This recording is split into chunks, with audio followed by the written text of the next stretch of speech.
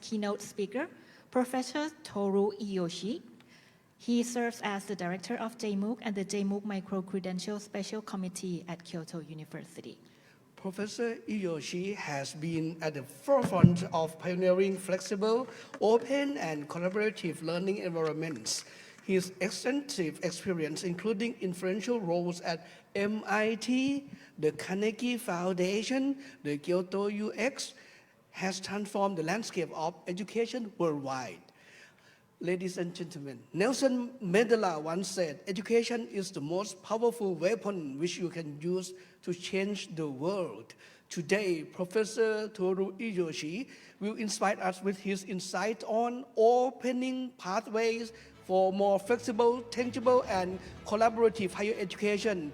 His vision and expertise promise an impactful discussion that will change conventional thinking and ignite new ideas for the future of learning. So without further delay, please warmly welcome Professor Toru Iiyoshi.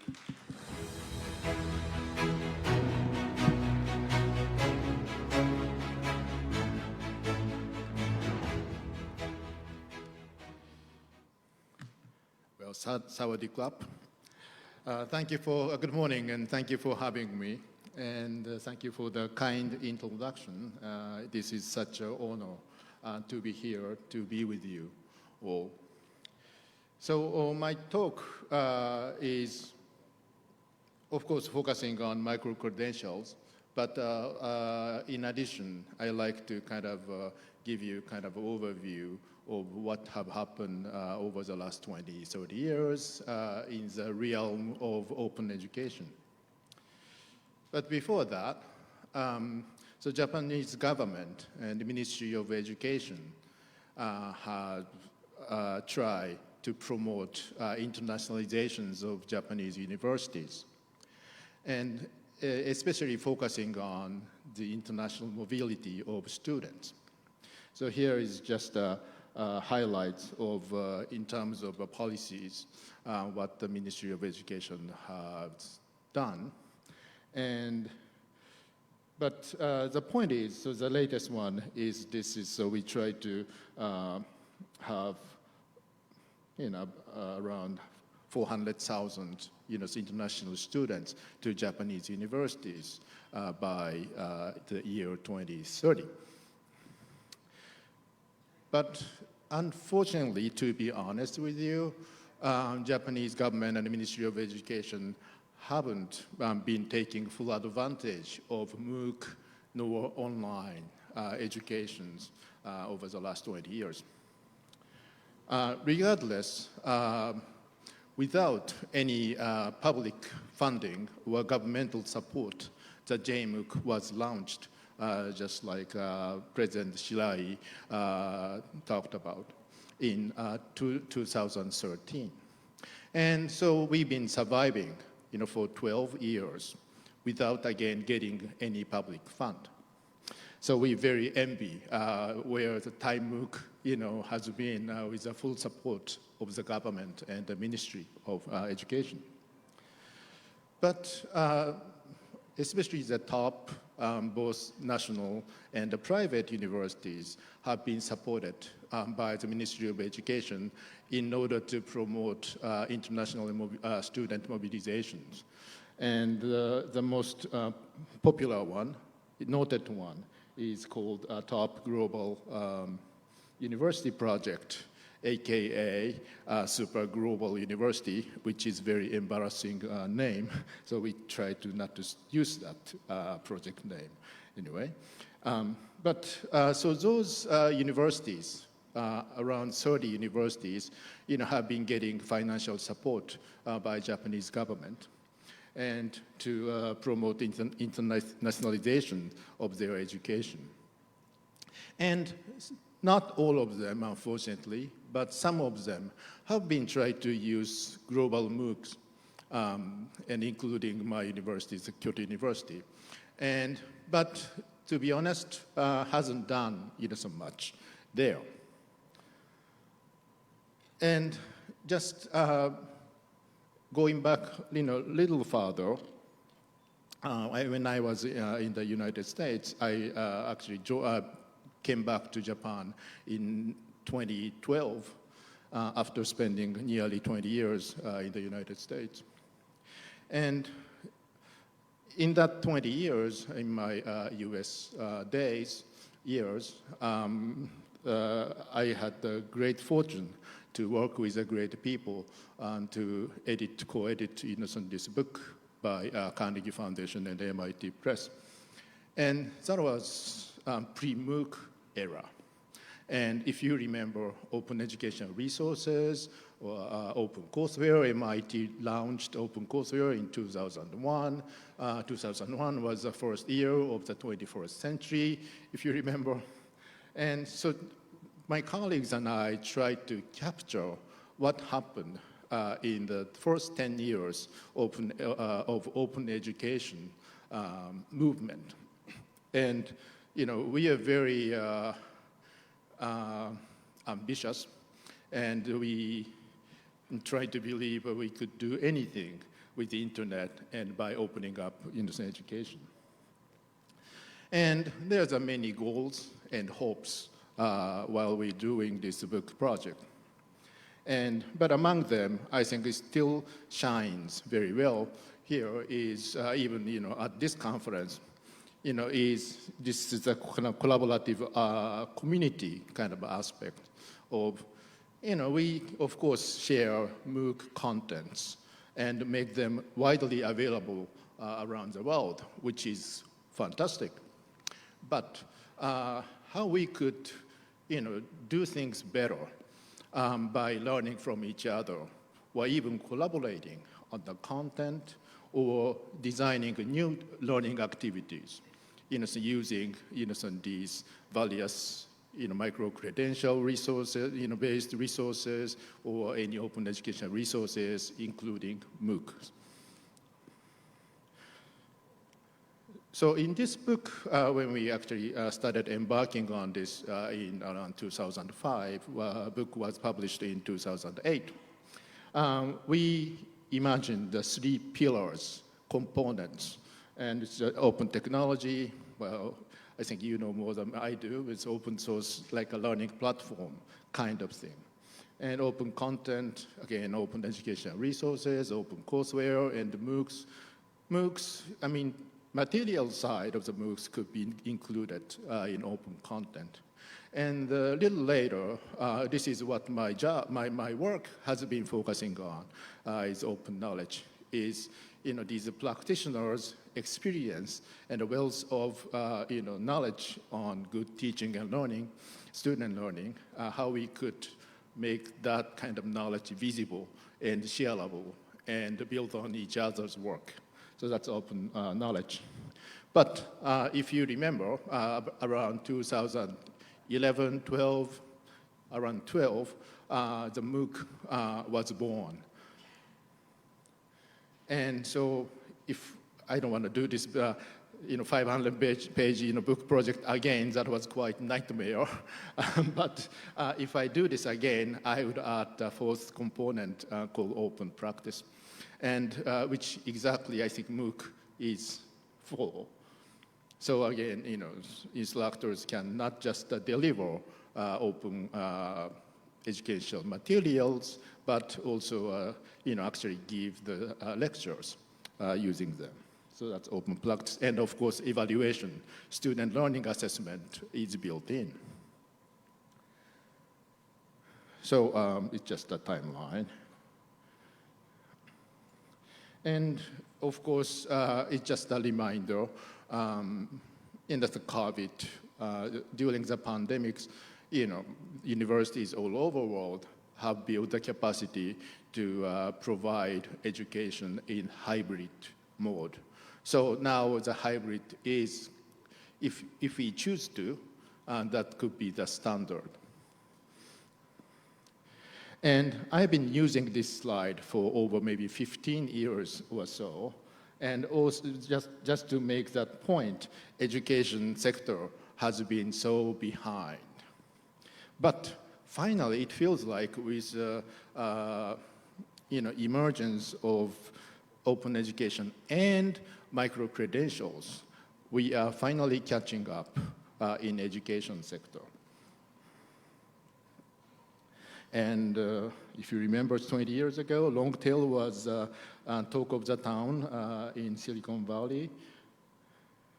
But so again, finally, we are opening the door, to higher education 2.0. Finally, it could have happened 20 years ago, in my opinion. And this is just a kind of quick overview, chronological overview of how technology has changed, not just education, but including education, but everything. And the first 2 decades, 1990s and 2000s, this is what Professor Unsworth at the University of Virginia wrote a nice paper on this. And I was quite impressed. And without getting his help, his permission, I decided to continue another decade and another one. So from C decade, so this was my just a product of imagination. And the C decade, I decided to call 2010 C decade because it's convenient, collaboration, collectivity, communities, commons, cloud computing, all start with C. And so I thought, it's nicely captured, the trend, of this decade. And then P decade, which we are living in right now, I decided to call this P decade. There's no academic rationales for why the P was picked. But again, personalizations, we are living in the AI, age. Preference-based, prediction also AI, and data science-driven, proactive, project-based, and so on. So again, in my humble opinion or vision, universities, will become more place to do project-based things rather than just sitting in the classroom and just listening professors talk. That could be done by online. But then, maybe within 10 years or so, we will have basically everything. Well, still some are premature or mature. It's not, full-fledged, but we have a basic capacity. So we have online, we have AI, so we have metaverse. So we have so many options to choose. Then in that age, technology itself is becoming no longer that important because it's ubiquitous and it's already accessible. I think what would be most important is which one we choose for what, right? So it's just, I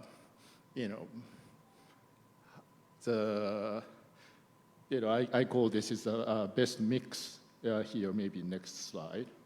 But best mix here.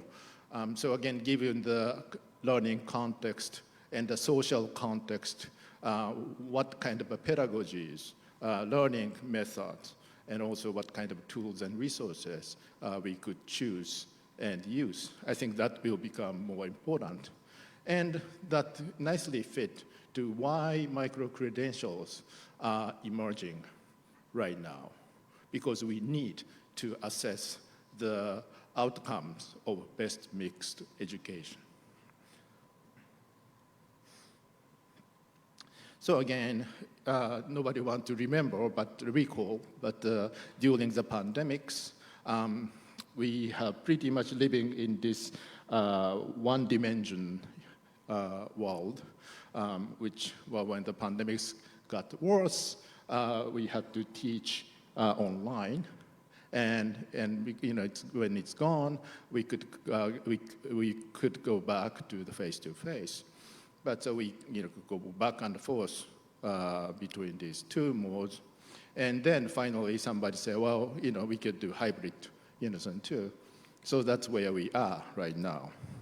So that's during pandemic, we were forced, to choose which learning mode or method we had to use. But now we have choice, freedom, innocent choose whatever. And also not just face-to-face and online. We have so many options, as we just mentioned. So MOOC is huge. So many MOOC courses available already. But what we have to think about, is a purpose, of using all these methods and tools, right? So it's just a typical one, several issues, or challenges Japanese universities are typically facing. And so how we could use, these technology to promote, these things. And given this wonderful Thai MOOC and JMOOC collaboration, opportunity and possibility, I think we are about to embark on level 1 and level 2 here. So, but I think this must be just a fantasy, but what we could work together in the next stage could be this course content co-innovation. It could be just using the same set of materials contributed by both Thai or Japan side, but use locally effective pedagogies to use those MOOCs or units within the MOOCs as a micro-credential based educational resources. But also, from my experience, when my colleagues and I were leading both global and local MOOCs at Kyoto University, we were invited by Hong Kong Polytech University, and then jointly work on this wonderful global MOOC project on university social responsibility. So there were, I think, 7 or 8 universities from all the continents, and we together tried to harvest the best, practical examples of how universities, could work on social responsibility. So by learning this 6 weeks, 8 weeks MOOC, actually it's not just for students, but also university administrators, faculty members, and staff can learn how we could exercise social responsibility as universities. So maybe Thai MOOC and JMOOC could together invent, produce something like this, and maybe inviting some other Asian universities in Asian regions. Oops. I think Professor Inoue has been talking about this micro-credential working group over a couple of years, so I'll just skip this. And for people like you, maybe I don't need to talk about this on this slide either, but the traditional degrees, credits in the side of, at the side of traditional currency, and where we can see micro-credentials as a kind of a virtual currency in a realm. But the most important is, well, government typically don't want to recognize virtual currency, except maybe there are several countries that our official currencies are virtual e-money. But because traditional currency is easier to control and maintain. But, and maybe that's why Japanese Ministry of Education has been avoiding MOOCs and maybe, micro-credentials, try to not to jump in to that kind of area. But we cannot avoid that anymore. As Professor Kranjai, Dr. Kranjai talked about, it's really vital in this society now, the micro-credentials like thinking and doing. So she was talking about the building blocks, and so this is my versions of that. It's a 3D Tetris. So everybody can build their own kind of Tetris construct here. Yes, and I think these micro-credentials really help Thai MOOC, JMOOC, and other MOOC projects in Asia and also around the world to collaborate. Because before micro-credentials, all we had to think about is basically MOOC course exchange. But now, we can go, more fine level, which means if the MOOC unit is just too big, we could just go with a smaller one. And at that level, we could exchange or maybe co-create, co-use the content. I'm going to get to that in a second. And I hope the organizers will share my slides with all of you later, so that these are all questions. And somebody says, I'm always good at asking good questions because I don't know the answers, so we need your help. So anyway, let's think about these throughout this conference and beyond. And so this is what I just talked about. But this is a slide on educational quality assurance. And the micro-credentials idea is great because we can start quality assurance, educational quality assurance at that level. Or we could start at the higher level, like a degree or a credit, and just break down to the micro levels too. But we could also do bottom-up. We could take bottom-up approach to a better educational quality assurance. So that's the point. And here, somebody created this nice animation by my request. And so that the pipeline you just saw was traditional pipeline like higher education 1.0. And so this was just unbundled and then rebuilt as a kind of mesh network like education system. And so why network is important? The pipeline is designed, as you know, from just going from point A to point B, and which has been working as a higher education or in general education model in the last couple of centuries, right? But we cannot keep using that model now. And that's why this kind of a mesh, almost 2D, like higher education system is needed. So in that, in higher education 2.0, so each individual could take a different path, and everybody's talking about this, and the micro-credentials, could be very helpful at each corner.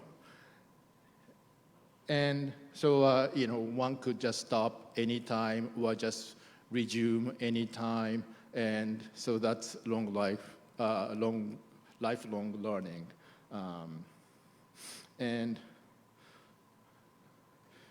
And this kind of a network like higher education system can also serve as a safety net.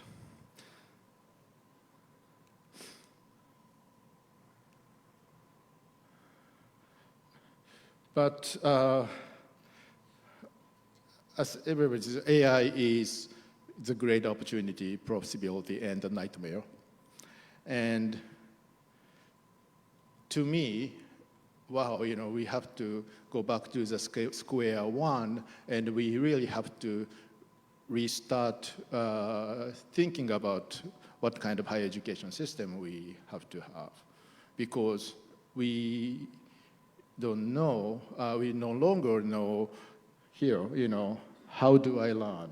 How much with whom? So these are typical traditional questions, but what do I learn? So that's a new questions, right? So if you go to universities, students assume university is not what I need to learn. Not anymore. If you're university administrators and faculty members, we are very puzzled, what we ought to teach to students in this AI, age. So, towards getting, this one. I added this a few days ago. And this is just for your intellectual pleasure. And this is just a product of my hallucinated imagination too. This is science fiction like. So I didn't misspell Amazon. Amazon looked like something, right? But it's not M, but NN. So just didn't want to use a real company's name, but something like this could happen. So that's a monopoly, of higher education, by for-profit. Well, again, I'm not saying for-profit is necessarily bad. We need a for-profit education, educational support, especially for personalized, learning. But again, everything, could go towards something like this. They could harvest all the open education resources, MOOCs, and using a very smart, AI-backed up system to help each, individual learner to fulfill their needs, kind of system. So again, I'm not necessarily saying this is good or bad future or possibility, but by reading something crazy like this, I hope this makes you think about where I should go with my project, MOOC project, and so on. Okay, this is last slide. And again, I've been using this for at least several years, maybe longer. But I think many of you here are at universities. And universities are at risk, to say the least. So again, I frankly don't know how long we can maintain the current form of university now. And in one sense, when universities started embarking on open education, it started, not demolishing, but recreating themselves. So by opening up many things and, doing things online, universities already don't look like universities, 50 years ago, 100 years ago. And so I imagine from 10 years, 20 years from now, I hope we will still using the name university, but it could be something else too. But just the micro-credentials, MOOCs, I think it's just the beginning of the new chapter in that sense of higher education 2.0. So this concludes my talk. Thank you very much for your interest. I'll be around. If you want to chat with me, please do so. So thank you very much. Thank you so much, Iiyoshi Sensei. Please remain on the stage because we have one question online. Could you show the question on the screen, please? Okay, otherwise we read it. There is a question from Praveen. Praveen asks, that is the one in green color. What do you think about embedded system or CPS IoT education via MOOC? I believe he asked if, for your opinion, would that be good? Sorry, what's CPS? What is CPS? I know IoT is Internet of Things, right? But what is CPS? Praveen, are you here? Praveen is online. Okay. So anybody can help me? What's a CPS? Can someone ask ChatGPT? Okay, please. Well, yeah.